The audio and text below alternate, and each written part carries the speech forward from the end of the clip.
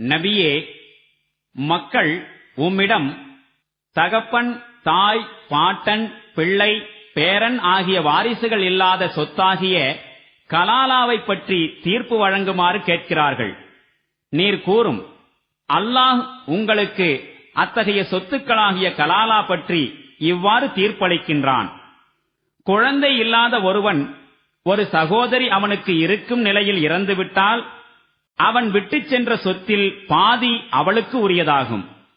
குழந்தை இல்லாமல் அந்த சகோதரி இறந்துவிட்டால் சகோதரன் அவளுக்கு வாரிசாவான்.